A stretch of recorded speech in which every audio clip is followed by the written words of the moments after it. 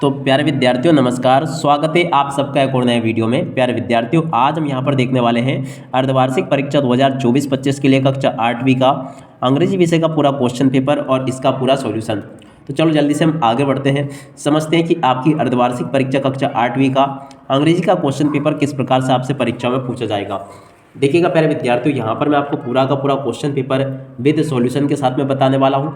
तो चलो जल्दी से हम आगे बढ़ते हैं, समझते हैं कि आपकी अर्धवार्षिक परीक्षा कक्षा 8वीं का आपका अंग्रेजी का क्वेश्चन पेपर किस प्रकार से आपसे परीक्षा में पूछा जा रहा है। तो देखिएगा प्यारे विद्यार्थियों, वीडियो में आगे बढ़े उससे पहले आप सब लोगों से रिक्वेस्ट है कि अगर आपने अभी तक हमारे यूट्यूब चैनल को सब्सक्राइब नहीं किया हो तो प्लीज़ जल्दी से चैनल को सब्सक्राइब जरूर कर ले और साथ में बेल आइकन को दबाना ना भूलें, क्योंकि एकमात्र इसी चैनल पर आपको समस्त विषय के पेपर दिखाए जाएंगे, यानी कि आपकी अर्धवार्षिक परीक्षा की तैयारी भी यहाँ पर बहुत अच्छे से करवाई जाएगी। साथ ही साथ में आपकी जो वार्षिक परीक्षा आने वाली है उसकी भी तैयारी आपको बहुत अच्छे प्रकार से देखने को यहाँ पर मिल जाएगी।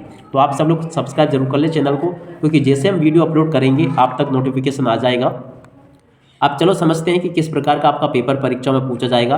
तो देखो पेपर इस प्रकार का होगा, आप लोग देख लीजिएगा, यहाँ से देख ले पूरा का पूरा। अब देखो टोटल आपका 60 अंकों का क्वेश्चन पेपर होगा और इसको हल करने के लिए 3 घंटे का समय आपको दिया जाएगा। अब चलो हम एक एक क्वेश्चन को देखते हैं और समझते हैं। तो देखिएगा यहाँ पर प्रश्न नंबर 1 कहता है डू एज डायरेक्टेड, यानी कि जैसा कहा गया है वैसा करो। अब देखो इसमें निर्देश के अनुसार जैसा कहा गया है वैसा करो, इसका मतलब होता है। अब इसका पहला question, right the comparative and superlative degree of the following word. इनकी कंपेरेटिव और सुपरलेटिव डिग्री बनानी है, जैसे कि स्मॉल की कंपेरेटिव स्मॉलर हो जाएगी और सुपरलेटिव स्मॉलेस्ट हो जाएगी। हैंडसम की मोर हैंडसम हो जाएगी कंपेरेटिव, मोस्ट हैंडसम हो जाएगी सुपरलेटिव, ठीक है ना। तो इस तरह से आप लोग बना लेना इन दोनों की। उसके बाद में देखो इसी का बी वाला question, change the following sentence according to the instructor given in the bracket. देखो ये जो सेंटेंस दिए गए ना, इस आधार पर आपको चेंज करना, जैसा कि ब्रैकेट में बताया गया है। तो देखो पहला question, trees are valuable to all. तो देखो इसका right answer change into negative, इसको आपको नेगेटिव में बदलना है। तो देखो क्या आ जाएगा, trees are not valuable to us. देखो यहाँ पर आपको नोट लगा देना, तो ये नेगेटिव हो जाएगा। There was a poor wood cutter. देखो इसमें क्या आ जाएगा, चेंज इनटू इंट्रोगेटिव। देखो इसमें वाज आगे रख देना है, बाकी सेंटेंस ऐसा कैसे होगा, तो ये इंट्रोगेटिव बन जाएगा, बाद में आपको क्वेश्चन मार्क लगा देना है। अब इसके बाद में नेक्स्ट क्वेश्चन को देखते हैं। यहाँ पर इसी का प्रश्न नंबर सी दिया गया है, choose the correct form of the verb give in the bracket. तो देखो इनमें से आपको करेक्ट फॉर्म चूज करनी है। पहला क्वेश्चन, आई डोंट ग्रेप्स। तो देखो यहाँ पर आपका लाइक आ जाएगा। See her work yesterday. तो देखो यहाँ पर आपका डीड आ जाएगा। Fill in the blanks with the appropriate modals. देखो यहाँ पर हमने पहला, दूसरा, तीसरा, अब तीसरा जो क्वेश्चन दिया गया ना, इसमें हम देखते हैं कि क्या क्या पूछा गया। तो देखो यहाँ पर लिखा आई कम इन सर। तो देखो यहाँ पर आपका माई आ जाएगा, तो क्या हो जाएगा, माई आई कम इन सर, ठीक है। तो यहाँ से देख ले आप सब लोग। उसके बाद में इसी का दूसरा question, you read this story for me please. देखो यहाँ पर आपका क्या आ जाएगा, कुड। तो यहाँ पर आप लोग कुड भर लेना इस प्रकार से। उसके बाद में देखो अपन ने यहाँ तक के क्वेश्चन देख लिए थे। देखो ए बी सी हो गया था। अब इसके बाद में ई को देखते हैं, rearrange the following word to make meaningful sentence.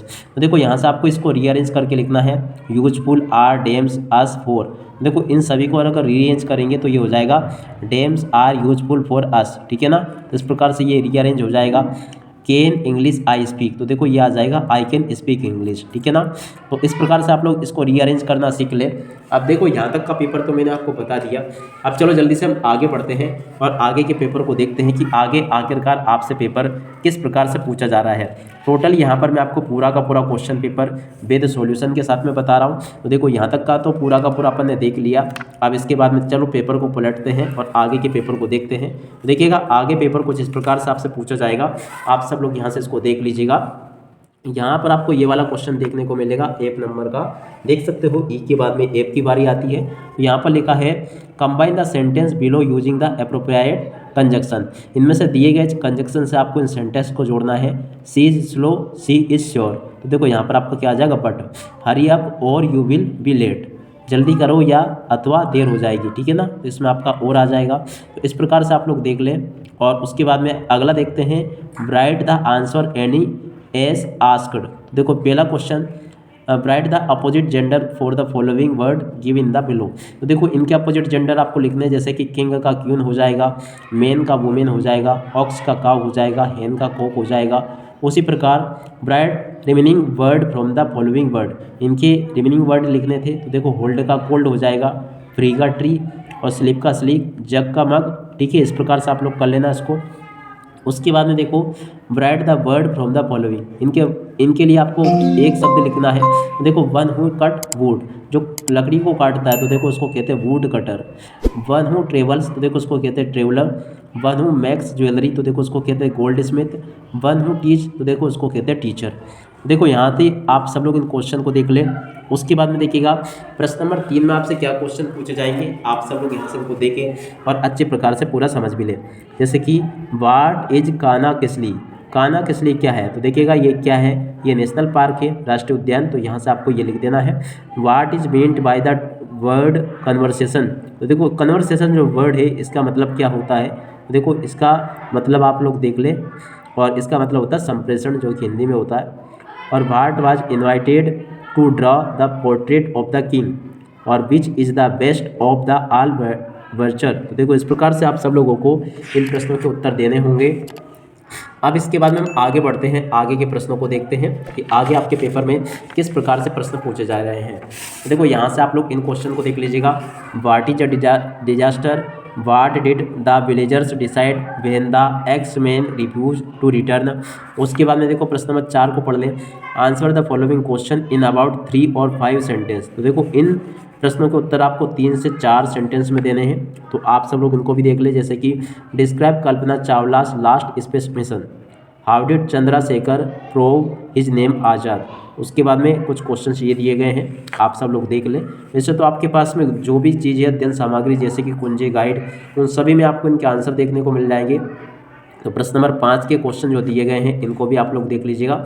उसके बाद में देखो प्रश्न number 6, right the stanza of any poem from text book of English. तो देखो कोई भी एक इंग्लिश के टेक्स्ट बुक में से आपको स्टेंजा लिखना है। उसके बाद में देखो प्रश्न नंबर 7 को देख लीजिएगा, 8 को पढ़ लें। अब यहाँ तक के क्वेश्चंस मैंने आपको बता दिए। अब इसके बाद में देखो प्रश्न नंबर 9 अगर देखें, राइट एनी इसे on any one following topic. तो देखो इनमें से किसी भी एक टॉपिक के ऊपर आपको ऐसे लिखना है जैसे कि my hobby, any great leader, my school या एनी गेम के ऊपर, ठीक है। उसके बाद में देखो प्रश्न number 10, read the following passage carefully and answer the question given below. देखो प्रश्न नंबर 10 जो लिखा ना, kangaroo is a animal found in Australia. देखो ये पूरा का पूरा एक पैसेज होगा इसके ऊपर, तो आप सब लोग इसको देख लें और पूरा इसको समझ लीजिएगा। इसमें से फिर इस प्रकार से प्रश्न पूछे जाएंगे जैसे कि who gave the name kangaroo to this animal, इसको कंगारू नाम किसने दिया। तो देखो English captain James Cook who discovered Australia. There are many type of kangaroo, they were size, the wallaby example is no bigger. तो देखो these animal were, animal found in Australia. Kangaroo जो मिला, these animal were give the नाम by famous English captain James Cook. देखो किसने दिया था इसको नाम, जेम्स कुक ने दिया था। देखो यहाँ पर आपको क्या लिख देना, जेम्स कुक, ठीक है। अगला question, what is surprising about the baby of the great kangaroo. इसका आंसर आपको देना है।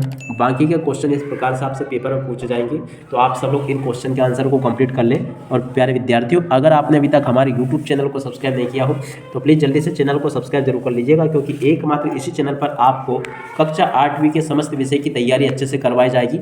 अब इसी के साथ में इस वीडियो को यहीं पर पूरा करते हैं। नमस्कार, जय हिंद, जय भारत।